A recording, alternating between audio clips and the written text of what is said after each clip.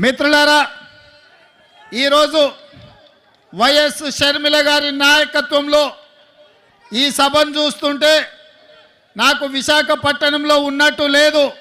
హైదరాబాదు నగరంలో, తెలంగాణలో నేను నా కార్యకర్తలతో ఏర్పాటు చేసిన సభ ఎంత విజయవంతం అవుతుందో, వేలాది మంది వచ్చి అండగా నిలబడతారో ఇవాళ ఇక్కడ చూస్తుంటే నాకు హైదరాబాద్ నగరంలో కాంగ్రెస్ పార్టీ సభను ఏర్పాటు చేసినట్టుగా ఉంది.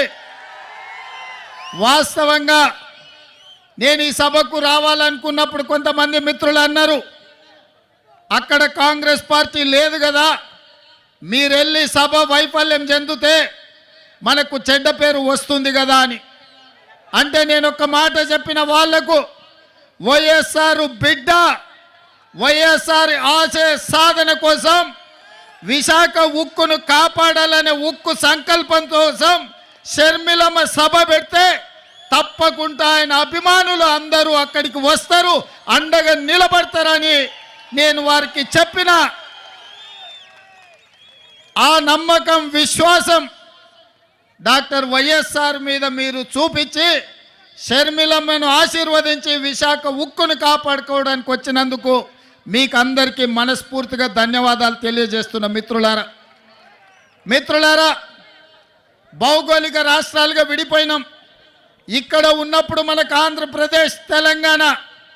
కానీ మన హక్కుల కోసం, మన ఆస్తులు కొల్లగొట్టడానికి ఢిల్లీ పెత్తందారులు మన మీద దండయాత్ర చేస్తే మనం తెలుగు వాళ్ళం, మనం అన్నదమ్ములం, ఒకరికి ఒకరం అండగా నిలబడి ఢిల్లీ నుంచి సుల్తానులు వచ్చినా, జాగీర్దారులు, జమీందారులు వచ్చినా తెలుగు గడ్డ మీద ఇటుక పెళ్ళను కూడా తీయలేరు, విశాఖ ఉక్కును ఒక ఇంచు కూడా కదిలించలేరు అని చెప్పి నేను ఈ సందర్భంగా తెలియజేయదలుచుకున్నా.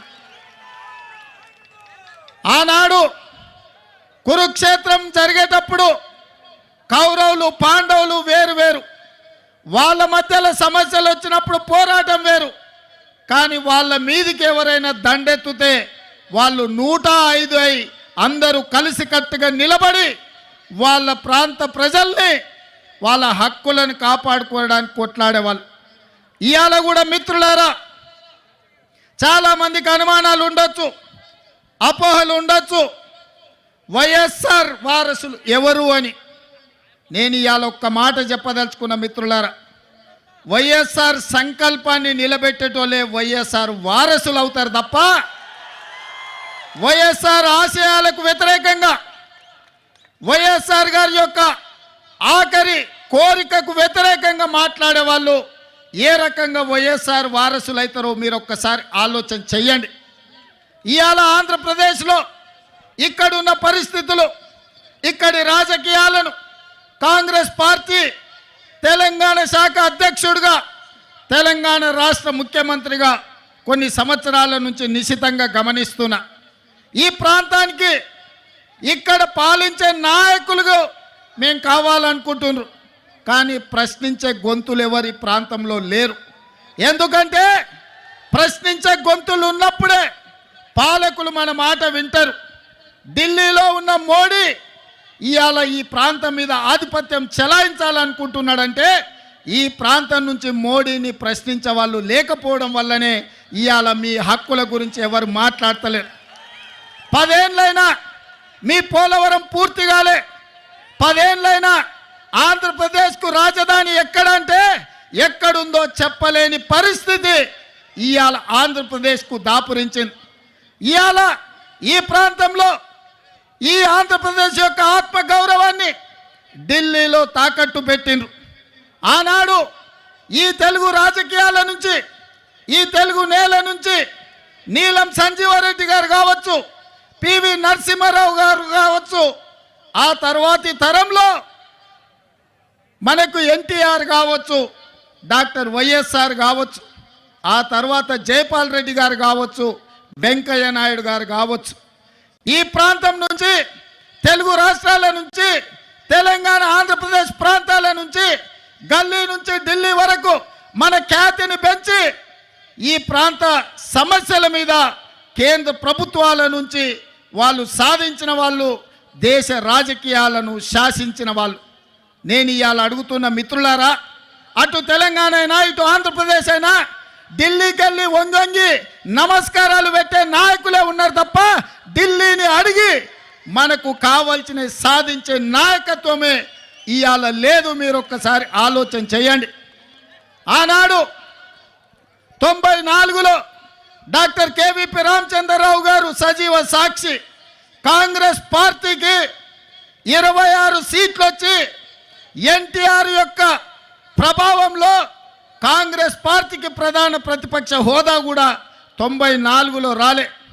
అప్పుడు ఢిల్లీ ఆలోచన చేసింది, ఇక ఆనాటి ఉమ్మడి ఆంధ్రప్రదేశ్లో పార్టీ బ్రతకాలన్నా కార్యకర్తలకు అండగా నిలబడాలంటే ఒకే ఒక్క నాయకుడు వైఎస్ఆర్ చేతికి పగ్గాలు అప్పచెప్తే తప్పకుండా కాంగ్రెస్ పార్టీ కార్యకర్తలకు అండగా నిలబడతారని ఆనాడు వైఎస్ఆర్ను ఆంధ్రప్రదేశ్ కాంగ్రెస్ పార్టీ అధ్యక్షుడిగా నియమించారు.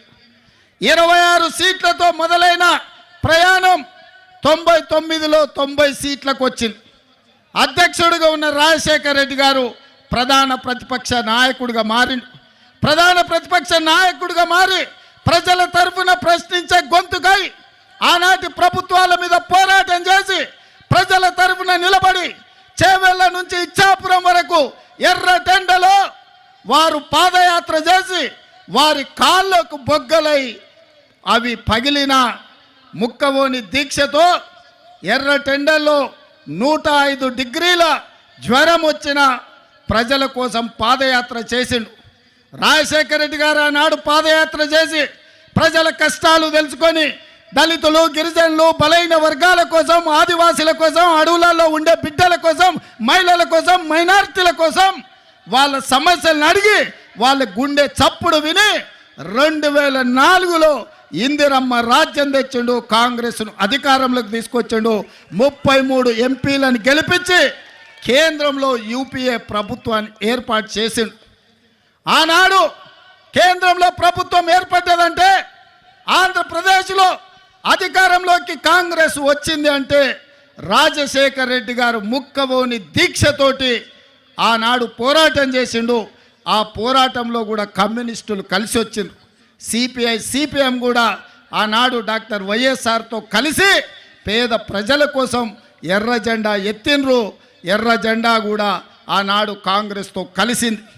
ఆ విధంగా పాదయాత్ర చేసి ప్రజల యొక్క ఆలోచన తెలుసుకొని అందుకే రాజశేఖర రెడ్డి గారు రైతులకు మొట్టమొదటి సంతకం ఎల్బీ స్టేడియంలో అధికారంలోకి వచ్చిన రోజు ఉచిత కరెంటునిచ్చి రైతులను ఆదుకోవాలి, రైతుల మీద ఉన్న అక్రమ కేసులు తొలగించాలి, రైతుల మీద ఉన్న భారం ఏదైతే కరెంటు బిల్లులు ఉన్నాయో 1200 కోట్ల రూపాయలు ఒక్క కలం పోటుతోని రద్దు చేసి రైతులను ఆదుకున్నాడు. రైతులను వ్యవసాయం దండుగ కాదు, వ్యవసాయం పండుగ అని ఆ ఉచిత కరెంటు ద్వారా వైఎస్ఆర్ మనకు నిరూపించిండు. అదేవిధంగా ఆరోగ్యం అందక సర్కారు దవాఖానకు పోతే అక్కడి నుంచి అక్కడనే శ్మశానానికి పోయే రోజులు. పేదలను ఆదుకోవాలంటే రాజీవ్ ఆరోగ్యశ్రీ ఉండాలి. పేదలకు 2 లక్షల రూపాయలతోని ఉచితంగా వైద్యాన్ని అందించి అపోలో, యశోద లాంటి ఆసుపత్రులు పేదవాళ్ళు ఎన్నడూ చూడలే. కానీ వైఎస్ఆర్ గారు ముఖ్యమంత్రిగా రాజీవ్ ఆరోగ్యశ్రీ పథకం తీసుకొస్తే బాజాప్తా శ్రీమంతులతో పాటు అపోలో, యశోద హాస్పిటల్లో రాజీవ్ ఆరోగ్యశ్రీ అమలు జరిగింది.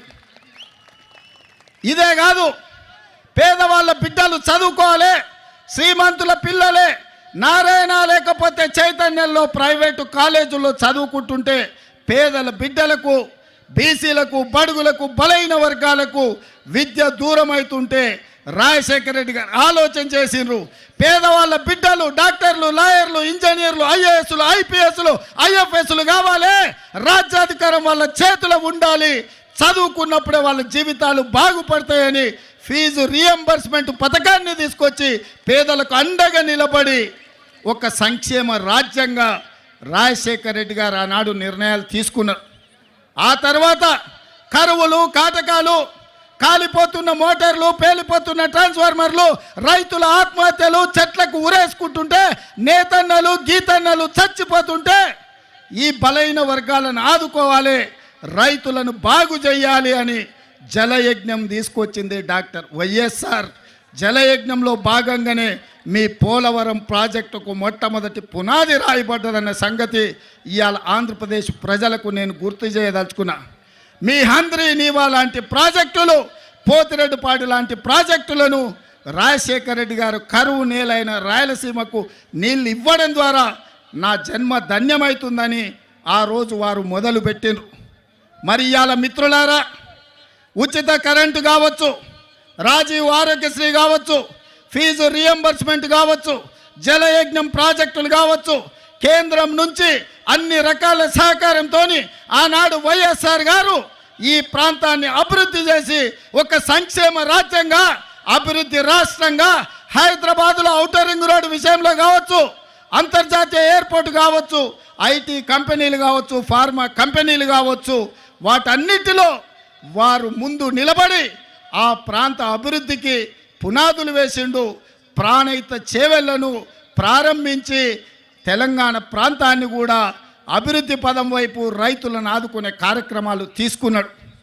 మరి నేను ఇవాళ అడుగుతున్న మిత్రులారా, ఇవాళ రాష్ట్రాలుగా మనం విడిపోయినాం, కానీ తెలుగు వాళ్ళుగా కలిసి ఉండాలి, ఒకరికొకరం తోడుగా ఉండాలి.